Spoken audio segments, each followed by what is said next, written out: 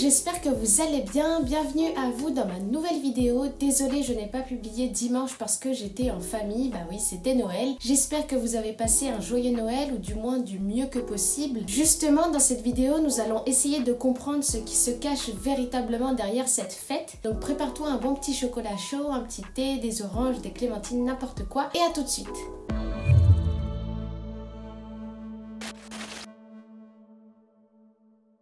Avant de commencer cette vidéo, je vais vous présenter le livre qui m'a permis de découvrir tout ce que je vais vous énoncer. Il s'agit du livre de Noël de Françoise Lebrun, donc pas l'actrice, mais une écrivaine française, et il est sorti dans les années 80. Elle nous parle de l'origine de cette fête, ses évolutions, et nous fait découvrir comment, aux quatre coins du monde, elle se prépare dans la joie et le plaisir. Donc moi, ce qui m'a intéressé, c'est la première partie de ce livre, et si vous voulez, dans la seconde partie, il y a des contes, des recettes, des chants. Désormais, je vais mettre en barre de description mes sources. Donc là, je vous le dis en intro, mais je ne vais pas le faire à chaque fois. Maintenant, vous le savez qu'il y a les sources dans la barre de description. Le 6 janvier, le 25 mars, le 10 avril et le 29 mai sont des dates qui, à un moment dans notre histoire, ont été célébrées comme étant la naissance du Christ avant que ne s'impose le 25 décembre. Il est dit que Jésus a été conçu un 25 mars. Ça n'a jamais vraiment été élucidé et pourtant cette date apparaît officiellement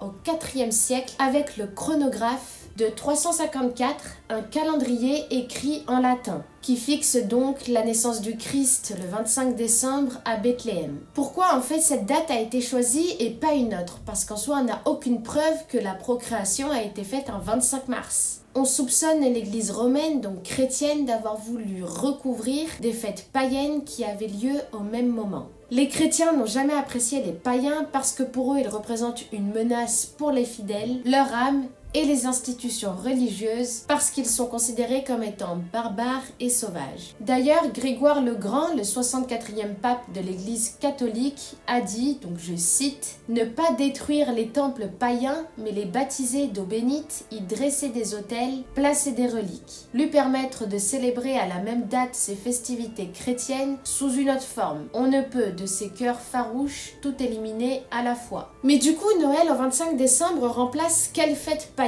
Elle remplace la fête des Saturnales qui a lieu du 17 au 24 décembre. Alors, âmes sensibles, préparez-vous. Rome et les provinces romaines célébraient le règne de Saturne, le dieu des sémailles et de l'agriculture. Il y a aussi un jour consacré aux enfants pendant cette fête. Mais c'est pas aussi joyeux et gai qu'on ne l'imagine. Ce jour s'appelle le Dies Juvenalis. On immolait des enfants pour rendre à Saturne sa force.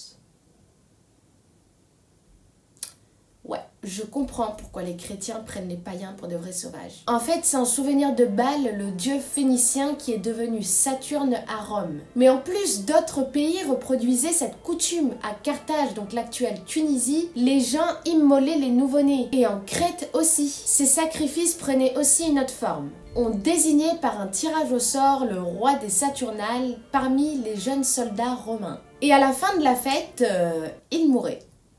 Fraser, c'est un anthropologue, donc il étudie le comportement humain surtout lié à sa culture. Et dans Le Rameau d'Or, un livre qu'il a écrit en 1890, il fait une étude comparative de la mythologie et de la religion. Et il a parlé de ce fameux sacrifice de soldats romains. Il l'habillait de vêtements royaux, il se promenait en public, il goûtait à tous les plaisirs, il mangeait, il buvait, il choisissait la fille qu'il voulait.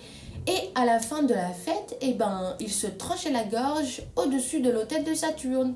Sympa, hein? Au-dessus de l'autel de Saturne. Donc maintenant, pour s'éloigner de tout ça, les chrétiens ont décidé de faire plein de cadeaux, d'être heureux, d'être dans la positivité, s'éloigner de la mort, être en sécurité et en famille. Et c'est bien mieux.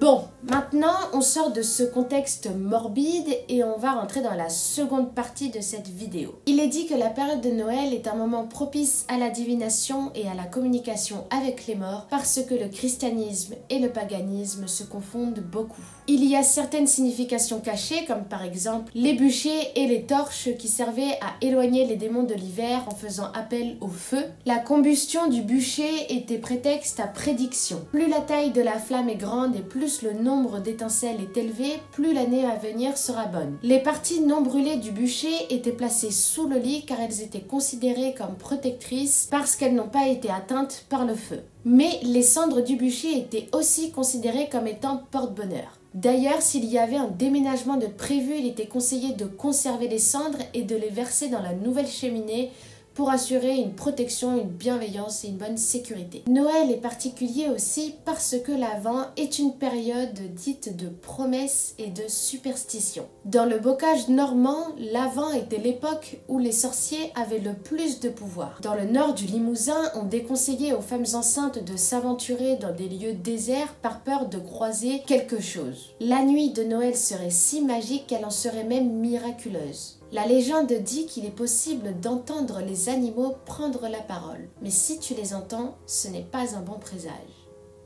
Voilà, c'est la fin de cette vidéo. Dis-moi si elle t'a plu, dis-moi si tu as des questions, des remarques, n'importe quoi. Comme vous savez, tous les commentaires sont acceptés. Si ça t'a plu, n'hésite pas à mettre un pouce, à t'abonner, partager, faire tout ce que tu veux. On se retrouve la semaine prochaine, enfin non, cette semaine du coup, on se retrouve dimanche pour une nouvelle vidéo. Et je te souhaite une belle nuit, une bonne soirée, n'importe quoi. Et à très vite, salut!